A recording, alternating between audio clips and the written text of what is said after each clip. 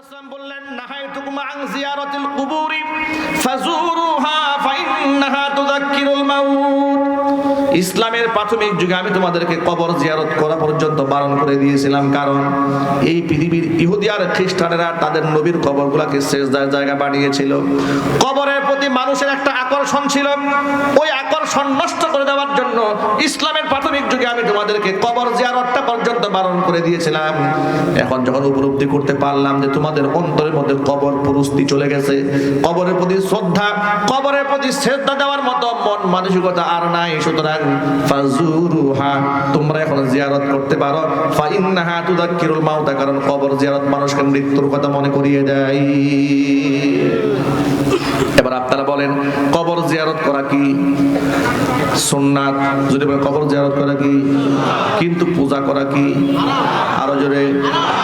আল্লাহর নবী সাল্লাল্লাহু আলাইহি ওয়াসাল্লামের কাছে কিছু সাহাবা একরাম আসলেন ইয়ামান থেকে সফর করে, এসে বলে, ইয়া রাসূলুল্লাহ, ইয়া হাবিবাল্লাহ, আমরা আপনার কদমে সিজদা দিতে চাই, আপনি পারমিশন দেন। রাসূল বললেন, কেন? তারা বললেন, আমরা যখন ইয়ামানে গিয়েছি সেখানে দেখেছি খ্রিস্টানেরা তাদের ধর্মযাজকদেরকে সম্মানের করে সিজদা দেয়, আপনিও তো আমাদের ধর্মযাজক, আপনাকে আমরা সিজদা দিতে চাই। আল্লাহর হাবিব বললেন, আমার ইন্তেকালের পরে তোমরা কি আমার কবরের মধ্যে সিজদা দেবে? সাহাবায়ে কেরাম বললেন, মোটেও না, কবরে আমরা সিজদা দেব না। হুজুর বলেন, মনে রেখো, লাউ কুনতু আমিরান আহাদান আইয়াসজুদা লিগাইরিল্লাহ লা আমারতুল মারআতা আন তাসজুদা লিজাওজিহা। এই পৃথিবীতে মানুষ হয়ে আল্লাহকে বাদ দিয়া অন্য যদি কোনো মানুষের পায়ে সিজদা করার হুকুম কাউকে আমি দিতাম, এই দুনিয়ার নারীদেরকে বলতাম তারা যেন স্বামীর পায়ে সিজদা দেয়। আল্লাহর নবী এরপরে বলেন, ওয়াল্লাহি, আল্লাহর কসম করে বলছি, হুজুর বলছেন, আল্লাহর কসম, লা তুআদ্দিল মারআতু হাক্কা রাব্বিহা হাত্তা তুআদ্দিয়া হাক্কা যাওজিহা। একটা নারী ততক্ষণ পর্যন্ত তার রবের হক আদায় করতে পারে না যতক্ষণ পর্যন্ত সে নিজের স্বামীর হক আদায় করতে না পারে। নবীজি স্পষ্ট জানিয়ে দিলেন, আল্লাহকে বাদ দিয়া মানুষ হয়ে যদি মানুষের পায়ে সিজদা দেওয়ার কোনো সুযোগ থাকতো, পারমিশন যদি দিতেন, তাহলে নিঃসন্দেহে আল্লাহ নবী সাল্লাল্লাহু আলাইহি ওয়াসাল্লাম নারীদেরকে স্বামীর পায়ে সিজদা করার হুকুম করতেন। কিন্তু আপনারা বলেন, আল্লাহর নবী মহিলাদেরকে স্বামীর পায়ে সিজদা করার নির্দেশ দিয়েছেন? আরো জোরে বলেন। আমরা এই কথা বলার পর ওরা একটা ভিন্ন ব্যাখ্যা দাঁড় করিয়েছে। সেই ব্যাখ্যা হলো, তারা বলে, আমরা যে পীরের পায়ে সিজদা দেই, মাজারে সিজদা দেই, এই সিজদা এটা আমরা ইবাদতের সিজদা দেই না, এটা আমরা তাজিমি সিজদা দেই, এটা সম্মানের সিজদা দেই। যে সম্মানের সিজদা ফেরেশতারা হযরত আদমকে দিয়েছিল। যুক্তি দাঁড় করে বলে, এক পীর সাহেব তো বলতেছে, যদি গায়রুল্লাহকে সিজদা দেওয়া হারাম হয় আর শিরিক হয়, তাহলে আল্লাহ তাআলা নিজে প্রথম শিরিক করছেন। আরো জোরে কর নাউজুবিল্লাহ। আল্লাহ কেমনে শিরিক করাইলেন? আল্লাহ শিরিক করেছে আদমের পায়ে সিজদা দেওয়ার হুকুম তাহলে আল্লাহ কেন দিলেন? কথা বুঝতে পেরেছেন? আচ্ছা, মানুষকে কি আল্লাহ আদমের পায়ে সিজদা করার হুকুম দিয়েছিলেন? কাদেরকে দিয়েছিলেন? ফেরেশতাদেরকে। ঠিক কিনা জোরে বলেন। তো ফেরেশতাদের তো আর আমলনামার কোনো হিসাব নিকাশ নাই, ঠিক কিনা বলেন? হিসাব নিকাশ তো মানুষ আর জিন জাতির। সুবহানাল্লাহ, আল্লাহু আকবার বলেন। ওরা বলে, আদমকে যেমন ফেরেশতারা সম্মানের সিজদা দিয়েছিল, আমরা আমাদের পীর সাহেবকে সম্মানের সিজদা দেই, কারণ তিনি অনেক সম্মানিত ব্যক্তি। নাউজুবিল্লাহ বলার আগে একটু ভালো করে বুঝে নেন, এই পৃথিবীতে যদি সম্মানের কারণে দুনিয়াতে কোনো মানুষ সিজদা পাওয়ার হক রাখতো, এই আসমানের নিচে জমিনের উপরে আমাদের নবীজির চাইতে বেশি সম্মানিত ব্যক্তি পৃথিবীতে ছিল না, বর্তমানে নেই, ভবিষ্যতে হওয়ার কোনো সম্ভাবনা নাই। এক বাক্যে জবাব দিয়ে বলেন, ওই ভণ্ডরা তাহলে কি মনে করে? আল্লাহর নবী সাল্লাল্লাহু আলাইহি ওয়াসাল্লামের জীবদ্দশায় ১৬ লক্ষ সাহাবী হুজুরের জীবদ্দশায় হজ ব্রত পালন করেছেন। নবীজি ১৬ লক্ষ সাহাবীর সামনে বিদায় হজের ভাষণ দিয়েছেন। আপনারা বলেন, আল্লাহর নবীকে সাহাবায়ে কেরাম কি কম সম্মান করতেন? আরো জোরে করেন।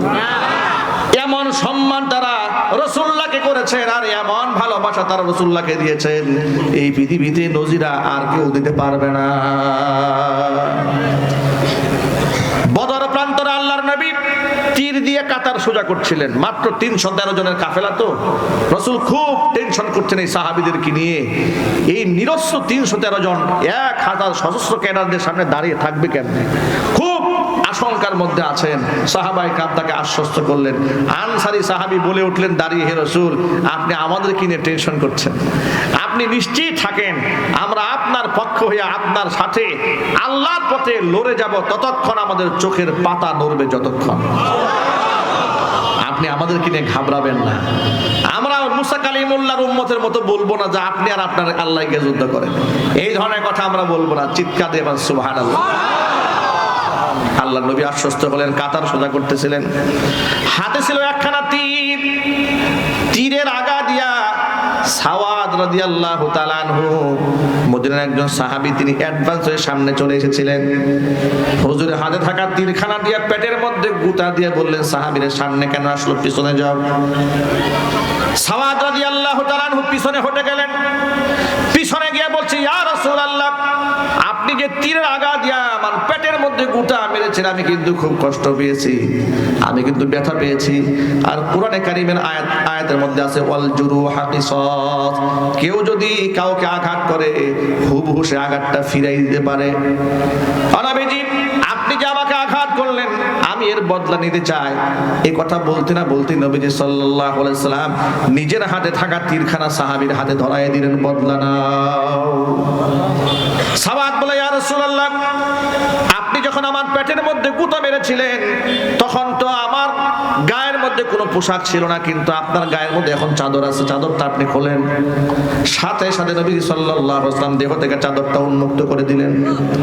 সাওয়াদ রাদিয়াল্লাহু তাআলা আনহু আল্লাহর হাবিবের উন্মুক্ত দেহটা বুক দিয়ে জড়ায় ধরলেন, ঠোঁট দ্বারা চুমা খাইতে থাকলেন, চোখের পানি ছেড়ে দিলেন, আর বলেন, ইয়া রাসূলুল্লাহ, ইয়া হাবিবাল্লাহ, যার জন্য জীবন দিতে পেরেছি, যার জন্য জীবন বাজি রাখতে পেরেছি, যার জন্য ঘর ছাড়লাম, যার জন্য বাড়ি ছাড়লাম, যার মহব্বতে আজকে জীবন উৎসর্গ করার জন্য দাঁড়িয়েছি, তার কাছ থেকে বদলা নেব, এত বড় নাফরমান তো আমি হই নাই।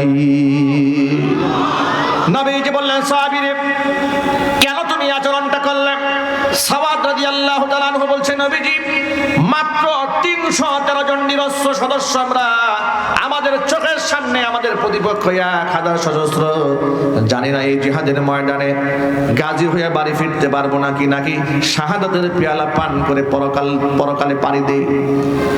এটা জীবনের জন্য একটা সুযোগ মনে করে নিলাম, এটা একটা চান্স নিয়ে নিলাম। আপনার পবিত্র দেহের সাথে আমার দেহটা একটু আলিঙ্গন করাই নিলাম, যাতে করে আপনার পবিত্র বেগুনা মাসুম দেহের সাথে আমি আদনা মানুষের দেহটা লেগে এই দেহটা ধন্য হয়ে যায়। এত মুহাব্বত সাহাবায়ে কেরাম রাদিয়াল্লাহু তাআলা আনহুম করেছেন নবীজি সাল্লাল্লাহু আলাইহি সাল্লামকে, যে ভালোবাসার কোনো নজির নাই। এমন ভালোবাসা আবু বকর সিদ্দিক রাদিয়াল্লাহু তাআলা আনহু সাওর পর্বতের গুহার মধ্যে দিয়েছেন। নবীজি সাল্লাল্লাহু আলাইহি সাল্লামকে উরুর মধ্যে শোয়াই দিয়া ঘুম পাড়িয়ে দিয়েছেন। নবীজির দেহ ছিল বড় ক্লান্ত পরিশ্রান্ত, ছোট্ট ছোট্ট গর্ত ছিল গুহার ভেতরে, নিজের গায়ের জামাগুলা ছিঁড়ে ছিঁড়ে ছিদ্রগুলো বন্ধ করে দিয়েছিলেন। পায়ের কাছে একটা ছোট্ট গর্ত ছিল, এটা তিনি আটকাতে পারলেন না, নিজের পায়ের গোড়ালি দিয়ে চাপ দিয়ে ধরে রাখলেন। পাহাড়িয়া বিষধর সাপ এসে আবু বকর সিদ্দিক রাদিয়াল্লাহু তাআলা আনহুর পায়ের মধ্যে দংশন করে দিয়েছে। ব্যথার যন্ত্রণায় হযরত আবু বকর সিদ্দিক রাদিয়াল্লাহু তাআলা আনহু কাতর হয়ে গেলেন, চোখ থেকে পানি ঝরছিল। চোখের পানি যখন রাসূলের চেহারার উপর পড়েছে, আল্লাহর হাবিবের ঘুম ভেঙে যায়। তাকায় দেখেন আবু বকর কান্দি। জিজ্ঞেস করেন, আবু বকর কেন কান্না করছেন? আপনার সন্তানের কথা মনে পড়েছে, পরিবারের সদস্যদের কথা মনে পড়েছে। আবু বকর বললেন, নবীজি, যেদিন থেকে আপনার উপর ঈমান এনেছি, আল্লাহর উপর ঈমান এনেছি, কসম, এই পৃথিবীতে তাম পৃথিবীর সকল কিছু চাইতে আপনার এবং আল্লাহর মহব্বত অন্তরে বেশি। কেন কান্দেন তাহলে? বিষধর সাপ পায়ে দংশন করেছে। আল্লাহ হাবিব সাল্লাল্লাহু আলাইহি ওয়াসাল্লাম পাটা বার করলেন, মুখ থেকে লালা একটু বের করে পায়ের মধ্যে লাগাই দিলেন। আবু বকর বলছেন, নবীজির লালা মোবারক পায়ের মধ্যে দেওয়ার সাথে সাথে বিষধর সাপে কাটার যন্ত্রণা মুহূর্তের মধ্যে পানি হয়ে যায়। জিজ্ঞেস করলেন, আবু বকর সাপে আপনাকে দংশন করেছে, ডাক দিলেন না কেন আমাকে? কেন কান্না করছেন? আবু বকর বলছেন, নবীজি আল্লাহর হাবিব আমার উরুর মধ্যে মাথা আর আরাম ফরমাচ্ছেন, ঘুমাচ্ছেন, আমি যদি তাকে ডাক দেই ঘুমে ডিস্টার্ব হবে, রাসূলুল্লাহর কষ্ট হবে, এই কথা চিন্তা করে আপনাকে ডাক দেই নাই। ও নবীজি আপনাকে কেমনে ডাক দেব যদি আজকে আমার এই সাপে কাটার যন্ত্রণায় যদি কষ্ট সহ্য করতে করতে আমি মরেও যেতাম, আল্লাহর নবী আরাম ফরমাচ্ছেন, আরামে ডিস্টার্ব দিতে পারতাম না।